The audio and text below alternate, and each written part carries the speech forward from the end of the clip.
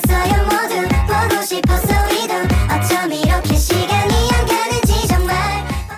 Halo semuanya, perkenalkan nama saya Renata Auliantisa Putri Lentar. Saya dari kelas 10E. Di sini saya akan menjelaskan tentang proses masuk dan berkembangnya agama Islam di Indonesia. Selamat menyaksikan. Ada 4 teori masuknya agama Islam di Indonesia. Yang pertama adalah teori Gujarat. Islam diperkirakan masuk ke Indonesia berasal dari Gujarat, India. Teori ini diyakini oleh Snow Kurgroje yang meyakini atas beberapa hal, yaitu yang pertama, tidak ada bukti yang mengungkapkan peran orang Arab dalam menyebarkan agama Islam ke Nusantara.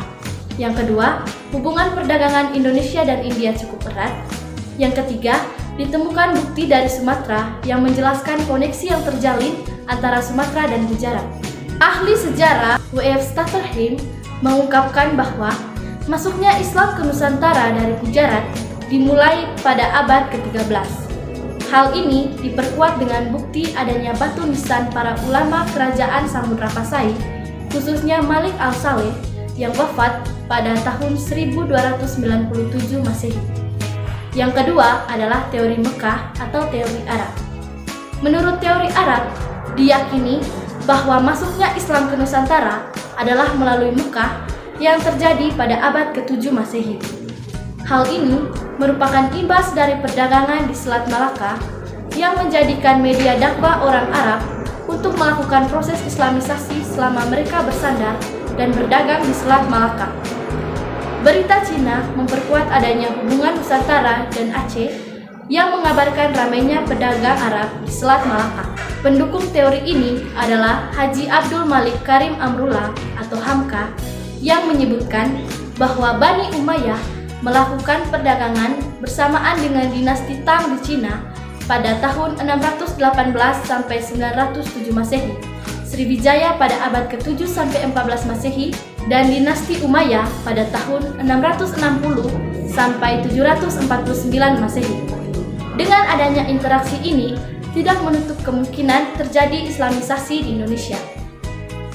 Bukti yang memperkuat dari teori ini adalah makam yang ditemukan di Barus Tapanuli Selatan yang bertuliskan H dan Mim dengan angka Arab 670 Masehi. Yang ketiga adalah teori Persia. Teori Persia diyakini oleh P.A. Husin Jayadiningrat yang menyatakan bahwa antara Nusantara dan Persia memiliki kemiripan kebudayaan.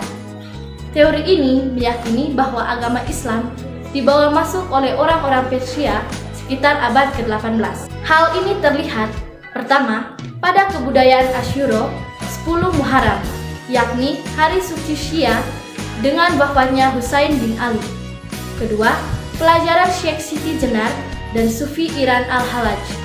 Ketiga, pemanfaatan bahasa Persia pada ejaan huruf Arab, tanda bunyi harakat dalam pengajian. Dan yang keempat, adanya upacara di Bengkulu dan Sumatera Barat, yaitu upacara tabuik. Dan yang keempat adalah teori Cina. Teori Cina meyakini bahwa peran orang Tionghoa dalam penyebaran Islam melalui budaya. Dipercaya masuknya Islam ke Indonesia terjadi pada masa pemerintahan dinasti Tang pada tahun 618 sampai 905 Masehi. Masuknya Islam di Indonesia bersamaan dengan migrasi besar-besaran Muslim Cina ke Asia Tenggara yang kemudian menetap di Sumatera bagian selatan pada tahun 879 Masehi. Yang kedua adalah jalur-jalur penyebaran agama Islam di Indonesia. Yang pertama adalah jalur perdagangan. Jalur penyebaran agama Islam melalui jalur perdagangan adalah para pedagang menjalin kontak dengan para adipati wilayah pesisir dan perlahan-lahan masuk ke lingkaran istana. Yang kedua adalah jalur perkawinan. Jalur penyebaran agama Islam melalui jalur perkawinan adalah para pedagang menikah dengan perempuan pribumi, putra-putri bangsawan atau adipati, dan bahkan dengan anggota keluarga kerajaan. Yang ketiga adalah jalur pendidikan. Jalur penyebaran agama Islam melalui jalur pendidikan adalah para ulama dan mubalik menyebarkan Islam melalui pendidikan dengan mendirikan pondok-pondok pesantren di berbagai daerah. Yang keempat adalah tasawuf.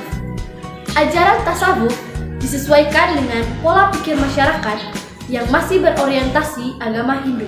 Yang kelima adalah dakwah. Penyebaran Islam tidak dapat dilepaskan dari peranan para wali. Ada 9 wali yang menyebarkan agama Islam dengan cara berdakwah yang disebut wali songo. Kesembilan wali songo tersebut adalah: yang pertama adalah Sunan Gresik. Sunan Gresik datang ke tanah Jawa pada tahun 1404 Masehi. Kedatangannya dianggap sebagai permulaan masuknya agama Islam di Jawa. Yang kedua adalah Sunan Gunung Jati. Sunan Gunung Jati dikenal juga dengan nama Syarif Hidayatullah atau Falatehan. Sunan Gunung Jati berjasa menyebarkan agama Islam di Jawa Barat. Ia kemudian menjadi panglima angkatan perang yang bertugas menguasai Sunda Kelapa dan Cirebon. Yang ketiga adalah Sunan Ampel. Sunan Ampel yang lahir pada tahun 1401 Masehi dengan nama asli Raden Rahmat ini merupakan pendiri pesantren Ampel Denta di Surabaya dan juga salah seorang pemrakarsa pembangunan Masjid Demak. Yang keempat adalah Sunan Giri. Sunan Giri yang bernama asli Raden Paku ini adalah salah seorang santri Sunan Ampel. Ia mendirikan pesantren Giri. Ia juga dikenal sebagai seniman yang menciptakan gending Jawa, Asmaradana, dan Pucung. Yang kelima adalah Sunan Bonang.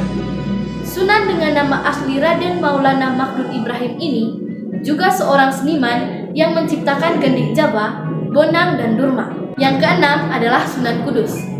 Nama asli Sunan Kudus adalah Raden Jafar Syadik. Sunan Kudus banyak berguru pada Sunan Kalijaga.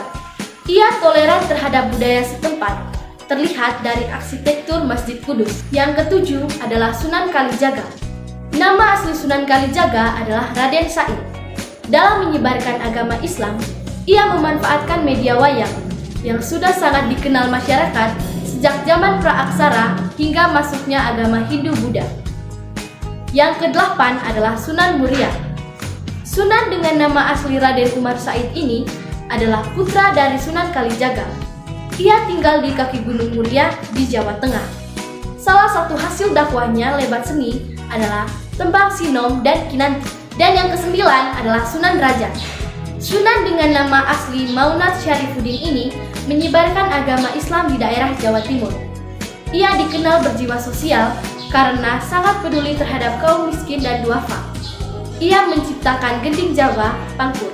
Yang keenam adalah jalur kesenian. Agama Islam juga disebarkan melalui kesenian seperti wayang oleh Sunan Kalijaga dan gamelan oleh Sunan Bonang. Kesenian yang telah berkembang sebelumnya tidak hilang tapi berakulturasi.